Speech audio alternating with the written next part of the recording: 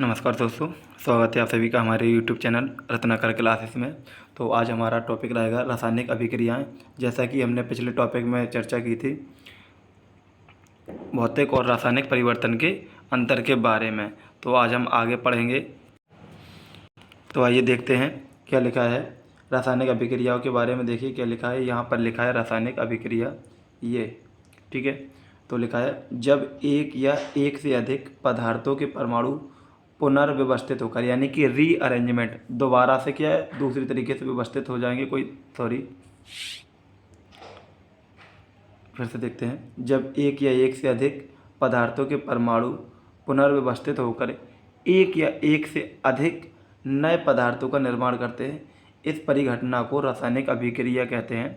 तो डेफिनेशन रासायनिक अभिक्रिया से नहीं आती है, डेफिनेशन इसके टाइप से आती है। तो टाइप के बारे में भी जानेंगे, लेकिन उससे पहले हमें कुछ पॉइंट्स जानना होगा, जैसे अभिकारक क्या है, उत्पाद क्या है, उत्प्रेरक क्या है, ये सब अभिक्रिया में आते रहते हैं। तो एक बार फिर से देख लेते हैं डेफिनेशन क्या है रासायनिक अभिक्रिया की।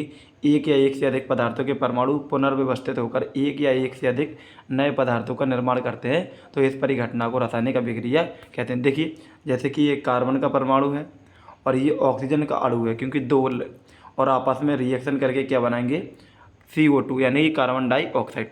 अब यहाँ पर देखेंगे आप, एक कार्बन और ऑक्सीजन दो प्रकार अलग अलग हैं ये, और इनको बोलते हैं हम अभिकारक। यानी कि सिंपल भाषा में आप समझिए, ये जो बीच में जो तीर लगा हुआ है, तीर के निशान के इस साइड जो होगा उसको बोलेंगे हम उत्पाद, और तीर के निशान के इस साइड जो होगा उसको बोलेंगे अभिकारक। बस सिंपल भाषा में आप ये समझिए, जो तीर लगा होता है रिएक्शन के, इस तरीके से जो तीर लगा होता है ये वाला, इस तीर के इस तरफ जो भी है वो कहलाएगा आपका उत्पाद, और इस तीर के अगर इस तरफ कोई है तो उसको बोलेंगे अभिकारक। तो बस ये देखना, तीर के पहले वाले अभिकारक, तीर के बाद वाले उत्पाद। तो देख लीजिए, डेफिनेशन भी बता देते हैं आपको।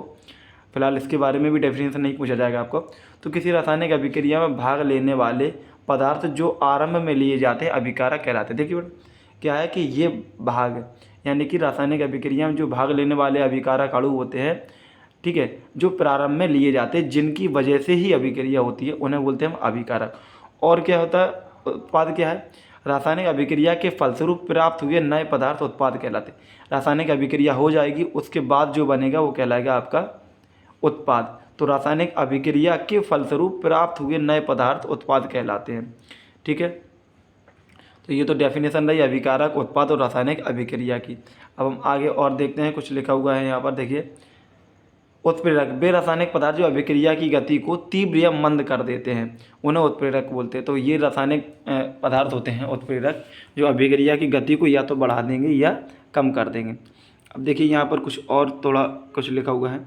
देखिए क्या है, रासायनिक अभिक्रिया को, उसमें भाग लेने वाले पदार्थों को सूत्र या संकेतों द्वारा प्रदर्शित करने की विधि को रासायनिक समीकरण कहते हैं। देखिए रासायनिक समीकरण ये है, जो रासायनिक अभिक्रिया होती है, इंग्लिश में हम जिसको बोलती है रिएक्शन, तो ये जो प्रदर्शित करने का तरीका है इसको ही बोलते हैं रासायनिक समीकरण। बस ठीक है ना। डेफिनेशन इसके बारे में अभी तक जो पढ़ा है इसके बारे में डेफिनेशन पूछी नहीं जाएगी, लेकिन अब जो पढ़ाने जा रहा है उससे डेफिनेशन भी कंफर्म है पूछी जाएगी। तो उन डेफिनेशन को जानने से पहले हमें इनका जानना जरूर था। अभिकारक क्या है, जो अभिक्रिया में पहले लिए जाते हैं। उत्पाद क्या है, जो अभिक्रिया होने के बाद जो नए पदार्थ बनते हैं। उत्प्रेरक क्या है, ये अभिक्रिया की गति को बढ़ा सकते या घटा सकते हैं, ठीक है। रासायनिक समीकरण क्या है, अभिक्रिया को प्रदर्शित करने का तरीका, यानी कि शॉर्ट में कैसे हम प्रदर्शित कर सकते हैं।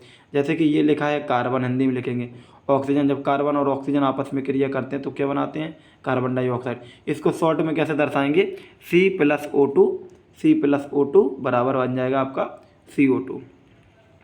तो आइए अब हम जानेंगे आगे। तो अब हमारा प्रकार है रासायनिक अभिक्रियाओं के प्रकार के बारे में। तो देखिए लिखा हुआ है रासायनिक अभिक्रियाओं के प्रकार। तो ये इंपॉर्टेंट, यहाँ से स्टार्ट होता है आपका। क्रिया विधि के आधार पर रासायनिक अभिक्रिया निम्नलिखित प्रकार की थी। ये बोर्ड एग्जाम में आ चुकी है, काफ़ी इंपॉर्टेंट है ये। तो आइए देखते हैं क्या है। योगात्मक, योग का मतलब क्या होता है, जोड़ना, ठीक है ना। संयोजन का मतलब भी होता है जोड़ना। तो देखिए क्या लिखा है, वे अभिक्रिया जिनमें दो या दो से अधिक अभिकारक। देखिए यहाँ पर अभिकारक आया, आपको बता चुके हैं अभिकारक होता क्या है, जो अभिक्रिया के पहले लिए जाते हैं। तो वे अभिक्रियाएं जिनमें दो या दो से अधिक अभिकारक आपस में संयोग करके या मिलकर, संयोग करके केवल एक नया पदार्थ बनाते हैं, योगात्मक अथवा संयोजन अभिक्रिया कहलाती हैं। तो देखिए क्या कह रहा है, दो या दो से अधिक वे अभिक्रियाएं जिनमें दो या दो से अधिक अभिकारक आपस में संयोग करके केवल एक नया पदार्थ बनाते हैं, उन्हें बोलते हैं योगात्मक अथवा संयोजन अभिक्रिया। तो देखिए H2 + O2 क्या बनाएगा, H2O। यहाँ पर कई सारे रिएक्शन लिखी गई हैं, आप कोई सी भी जो आपको ईजी लगें, सरल लगें, आप उन्हें ही याद करना, ठीक है। यहाँ पर H2 + Cl2 बनेगा HCl। ये दो का गुणा किया गया है बैलेंस करने के लिए, ठीक है ना, ये बैलेंस करने के लिए किया गया है, ठीक है। और देखिए सोडियम ये लिखा हुआ है, सोडियम और ऑक्सीजन बनाएगा आपका सोडियम ऑक्साइड, ठीक है।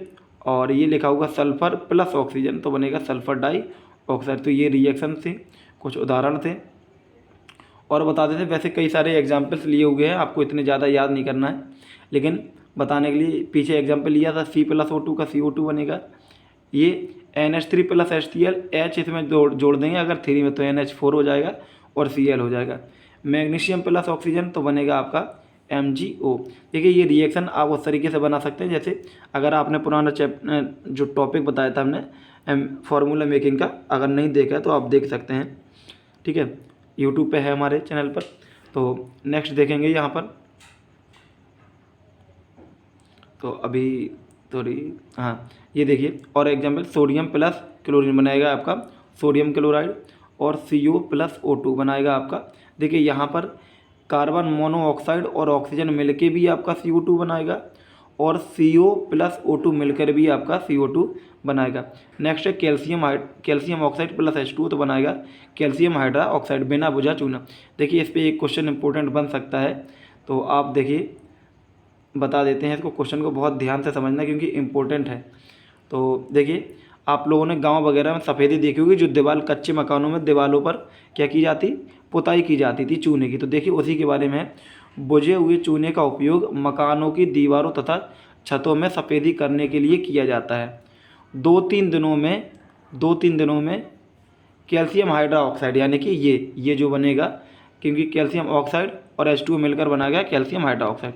2-3 दिनों में कैल्शियम हाइड्रोक्साइड वायु में उपस्थित CO2 के साथ धीमी गति से अभिक्रिया करके कैल्शियम कार्बोनेट की अघुलनशील परत बना लेती है। तो जो दीवार पे जो परत बन जाती है, ठीक है, अतः 2-3 दिन के बाद कैल्शियम कार्बोनेट के बनने से दीवारों तथा छतों में चमक आ जाती है। तो चमक किसकी वजह से आती है, कैल्शियम कार्बोनेट। ये बनता कैसे है, कैल्शियम हाइड्रोक्साइड जो वायु में CO2 होती है उससे क्रिया करके कैल्शियम कार्बोनेट बना लेते हैं। तो ये क्वेश्चन पूछा जा सकता है कि कैल्शियम हाइड्रोक्साइड अगर कच्ची दीवार ऊपर लगाई जाए तो उसमें चमक आ जाती है क्यों, तो आप बताना कि कैल्शियम हाइड्रोक्साइड वायु में उपस्थित CO2 से क्रिया करके क्या बना लेता है, CO3 बना लेता है, इसकी वजह से दीवारों में चमक आ जाती है। ओके, तो आज के लिए वीडियो यहीं रखते हैं। ओके, वीडियो देखने के लिए धन्यवाद।